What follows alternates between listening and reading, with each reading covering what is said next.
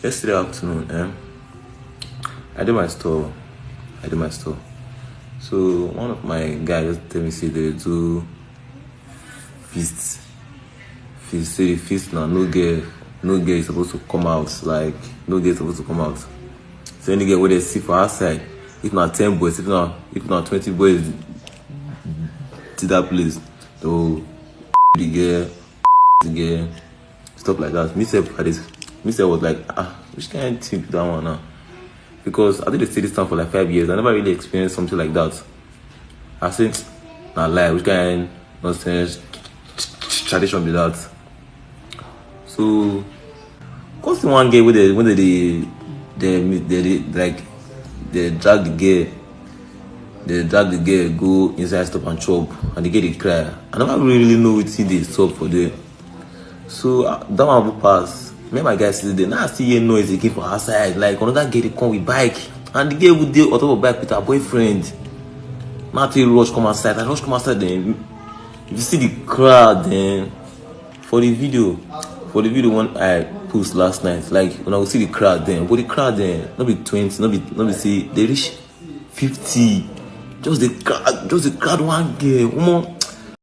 This very young man you're seeing in school right now was one of the eyewitnesses at the festival that so many people, so many media houses, and so many bloggers have tagged Festival of Reyp. Yes, you heard me right. It was actually a situation where both the old and young women were violated and abused as part of the celebration. According to some youth in that community, they claim that the festival is their long-standing tradition that permits the violation of women, and it has been celebrated by their generations. The incident happened on Thursday, the 19th of March 2026 at Ozoro community in Delta State, that's southern part of Nigeria. It all started a few days to the festive day when the youth in that community announced that there was going to be a festival in that community, that no man should step out of the house after 7 p.m. on the 19th of March 2026, and that announcement was made in their own language. That community is where you find Delta State University of Science and Technology. Because of that, you have so much non-indigenous students schooling and residing in that community.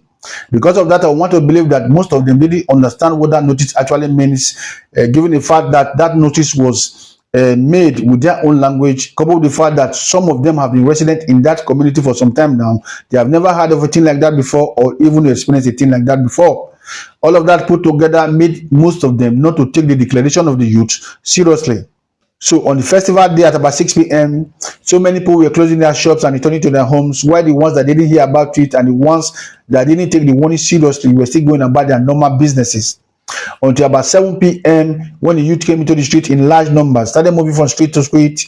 Any woman they find, they started violating and abusing them.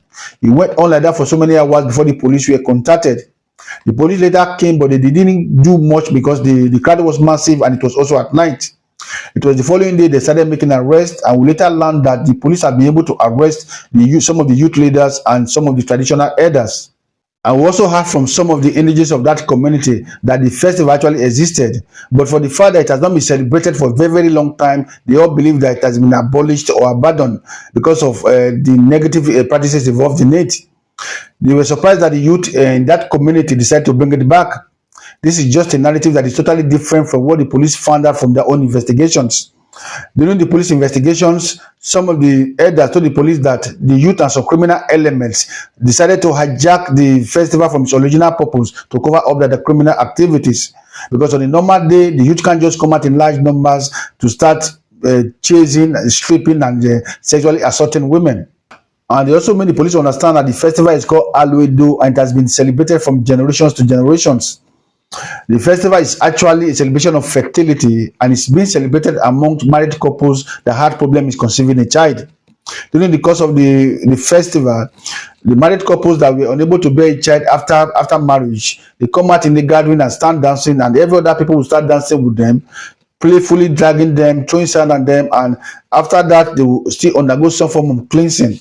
These practices usually help them solve fertility issues, and it has been on like that for a very, very long time. These are the information gathered by the police during the course of questioning the community elders. In all of this, you understand that different people from that community said different things about this festival. Starting from the ones that said the festival may have been abolished because of some negative practices involved in it, to the ones that said the festival was to benefit married couples that were unable to have a child after marriage. As for me, I want to believe that the festival was actually meant to benefit married couples struggling with infertility, because no tradition will want to create any opportunity or rather any avenue for men to be violating or sexually assaulting their women. It doesn't make sense. And it's also possible that the festival was actually hijacked by a mob of young men that are trying to cover up their criminal activities. If that is correct, that simply means that the festival that was meant to celebrate fertility later turned to festival of rape, like so many people called it.